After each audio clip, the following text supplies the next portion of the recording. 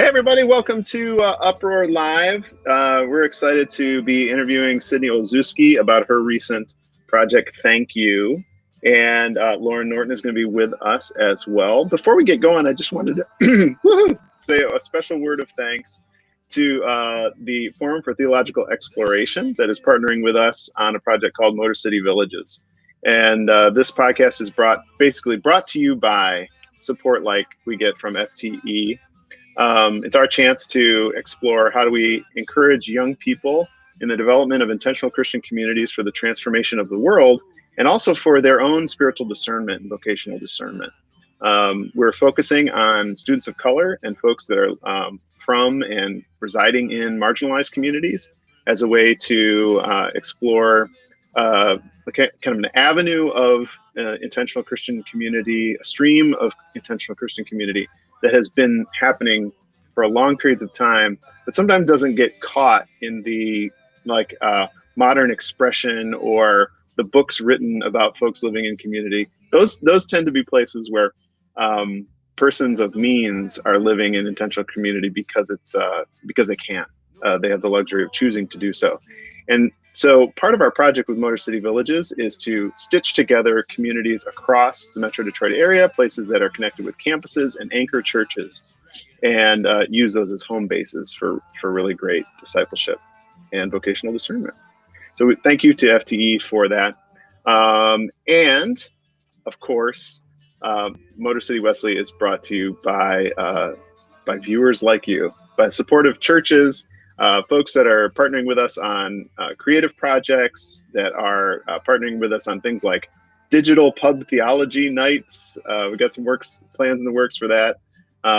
Thank you for helping us reach students so that they can help the whole church reach the whole world. We just really appreciate that. I am going to bring on our guests for the day once I mute the music. And we want to say a special word of thanks. And welcome to Lauren Norton. Lauren, how are you? I'm good. How are you? Doing well. Lauren is our Global Mission Fellow here in Detroit, one of them. And she lives up at the Foundry House up on Webb Avenue. How's it going up there, Lauren? It's good.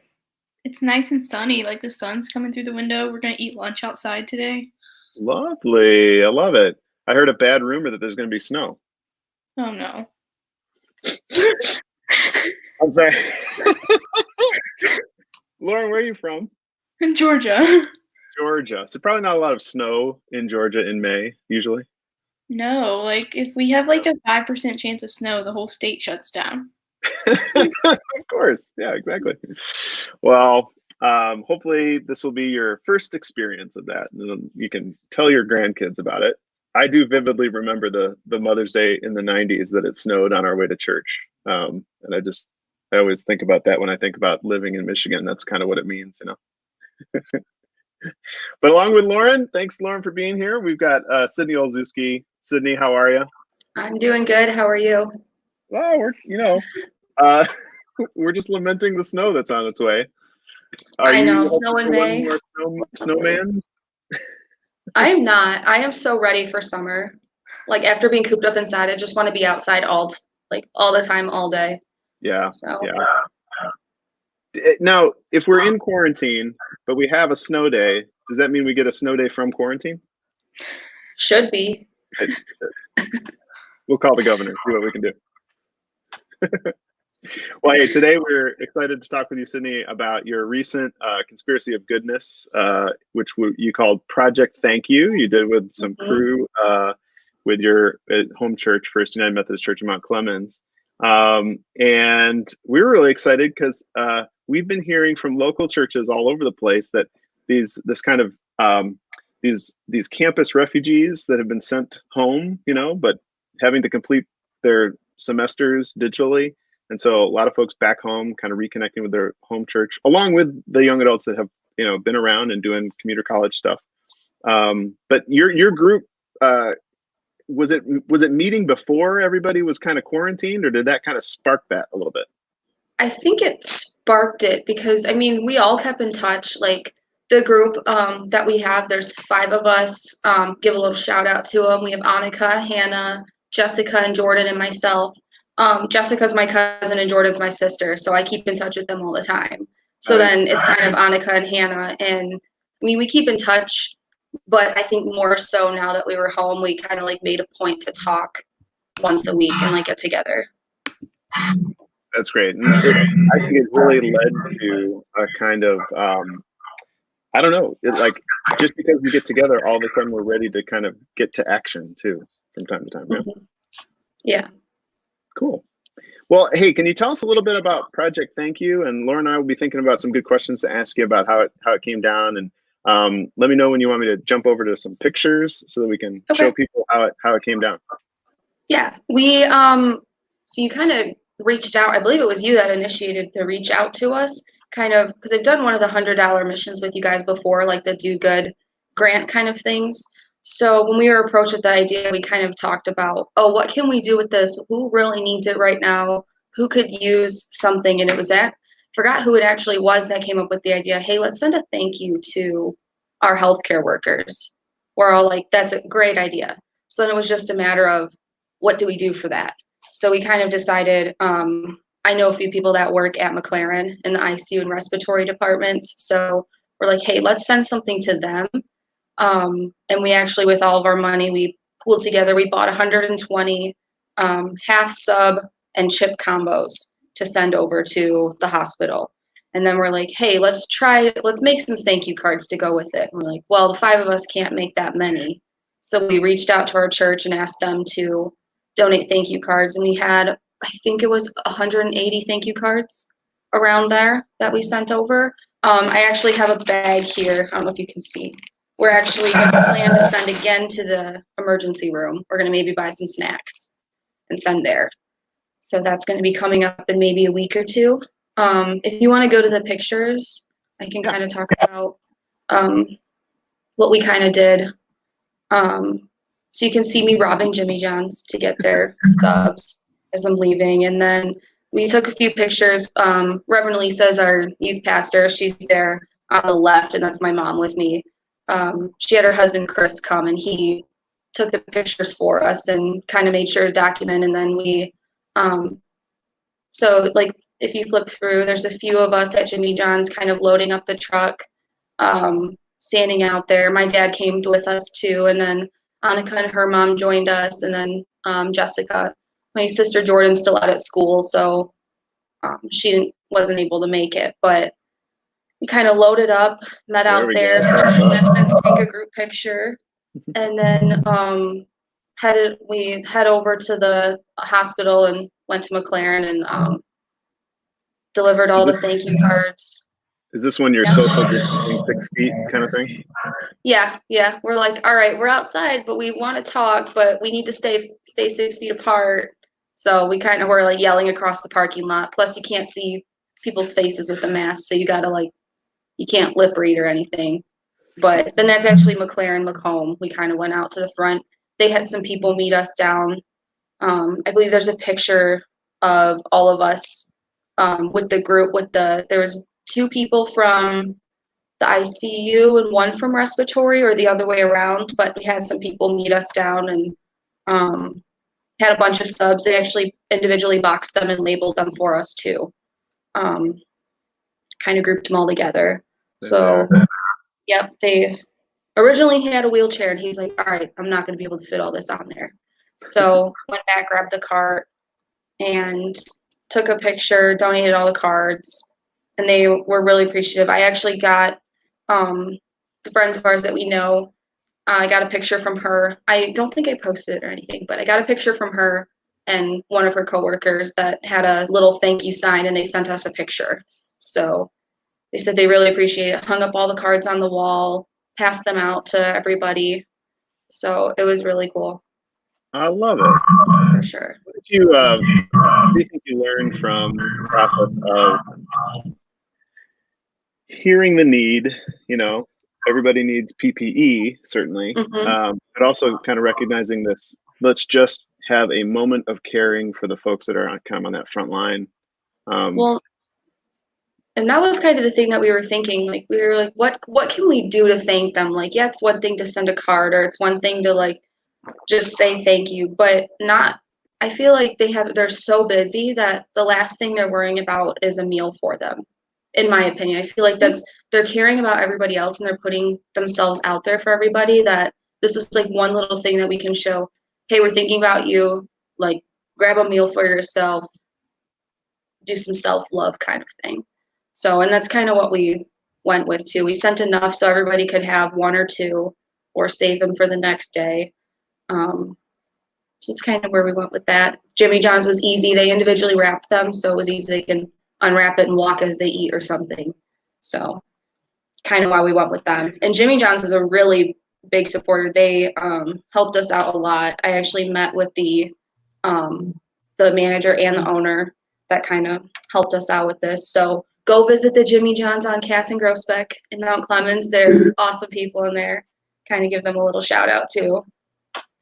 Thanks for that. I mean, that's a reminder too that any local, franchise of any bigger organization will have various degrees of places where they connect and places that support. So be in relationship with your local franchises, even if they're part of a bigger corporate thing. They might be really great partners. And that's kind of what when we originally were deciding what hospital to send it to, we were kind of like, should we send it to one that's been heavily impacted by COVID-19, or do we send one that's close to our church?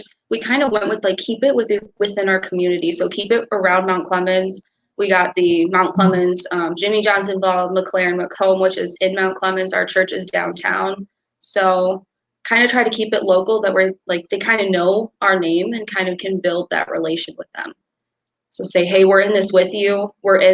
We have the same community. Let's stick together. So. Lauren, what are you thinking? What do you want to ask me about her project? How long did you work on organizing it, from coming up with the idea to getting the cards and figuring out the sandwiches and stuff? I think we started it maybe 3 weeks ago, 3.5 or 4 weeks ago. So it was quite a while. And then we met once a week for a little bit. Some weeks we met twice just to kind of finalize details. I think the hardest part was calling to organize it with the hospital and organize it with Jimmy John's, because we wanted to make sure to give them, we're ordering 120 subs. We wanted to make sure to give them a little bit of a heads up, but also find out when the hospital could take them. So it was kind of a few phone calls here and there. We originally started calling just a bunch of hospitals, and there's one in Southfield that was heavily impacted, but I don't think they were accepting donations just because of how much they had, with the disease down there and everything. So it was kind of just a matter of where do we go from here? And once the phone calls happened and once it kind of got rolling, it was easier after that. It was just kind of the initial, okay, we got to coordinate this thing. We got to coordinate this thing. We got a phone call. There was a few of us calling different places. So it was about a week of calling and deciding. And then once we ordered the subs, then we gave our church, hey, we put it out, I think, on a Saturday. And we said, hey, next Friday is the deadline for cards, just so we had time. And we knew some were still going to trickle in after. But for the most part, they were coming in pretty quick. So that was pretty cool. What do you think that is this the kind of thing that translates to a non-quarantine, non-COVID kind of time? What are you learning about normal time because of crisis time? I feel like I'm learning that more people, even though we can't be in touch face to face, I feel like I'm hearing more that people are connecting through a screen like we are right now. But I think it's more people are thanking those workers that didn't really get a lot of recognition before, like our grocery store workers, or our mailman or our UPS delivery. Those people are getting the recognition that they put in so much hard work for, which I think is awesome too. So it's kind of the different, what we realize, what we think is needed and what we think is essential has now flip-flopped. And we're like, hey, these are actually our essential workers. These are actually our essential places and things that we need. So I think it was a good reality check to kind of get all right, here's what I was valuing before. Here's what I was thinking about that I really need before this. Now that I'm kind of shut down, stuck inside, personally, I've reevaluated what I need. kind of thing. Like, I don't need to go to the store all the time. I don't need to go to the movies, but I actually need these different things. So I think it's good for people to realize that. And it sucks that it kind of took this to realize it, but in a way it was really good.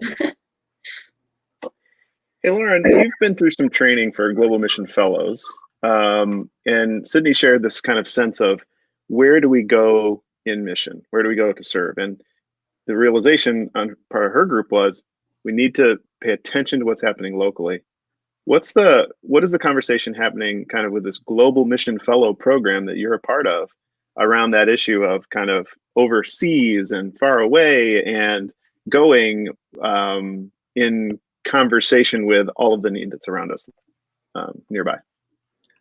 Yeah, so there's an international track of the program, which they just announced yesterday that it's being canceled for the next year because of the whole visa thing, and it gets really complex with the different countries with closed borders.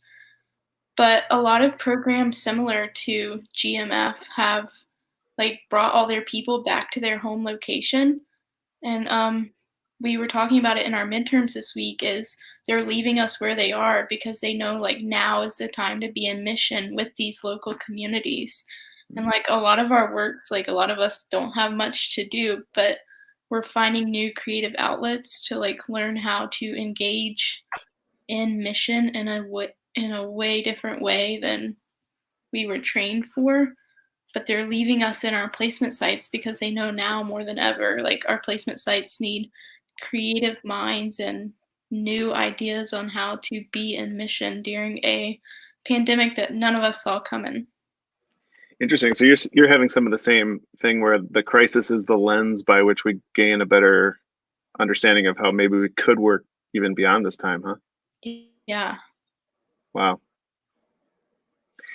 Well, Sydney, thanks so much. We want to make sure that you've got some time to do some plugs. First, UMC in Mount Clemens was really supportive. I'm sorry we didn't have the photo up ready to go, but that table full of cards. Oh, really table full cool. of cards, yes. And we'll be putting that up at MotorCityWesley.org. But what are some plugs, and where do you want to send people to stay connected with this good ministry that you've been part of?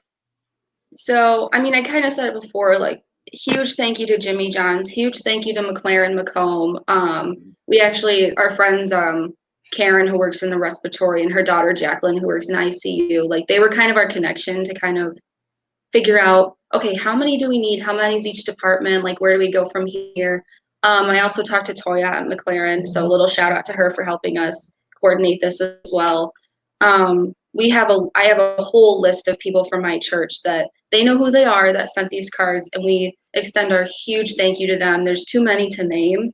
All right now, it'd take me 10 minutes alone just to name all the people. So huge thank you to them.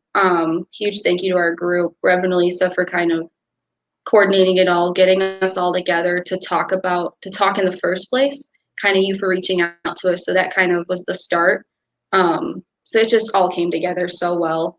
And I know we haven't thanked them all, but there's so many essential workers that need the recognition too. We have cards that we're going to probably send to the emergency room too, but maybe doing a second round of cards. So send out to the church or other places to send in some more cards. But there's so many people that made this possible, and so many people that can get a thank you from us for helping us with Project Thank You. So kind of thanking them for the thank you cards in a way. Yes, yep. It's a revolving circle of thank yous just going around. So Sydney, thanks so much. We'll let you go. Lauren and I are going to follow up on some of her stuff, but thanks for coming to tell us about Project Thank You. Thank you for having me. Thanks. Bye. Right. Bye. Well, Lauren, so sometimes we think about, kind of being a mission as a thing like you're doing, right? Which is I'm giving 2 years and I'm applying and I'm, all of this. Sydney's doing something that's that kind of grassroots level thing. I think it's great to have both as a part of the witness of the church. What do you think?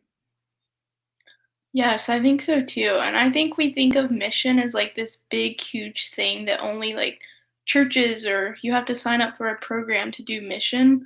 But I think there's little ways to do mission all around us all the time. Like we don't have to be a big church or a big program. Like anyone can be in mission wherever they are just by little random acts of kindness and generosity all the time. Yeah.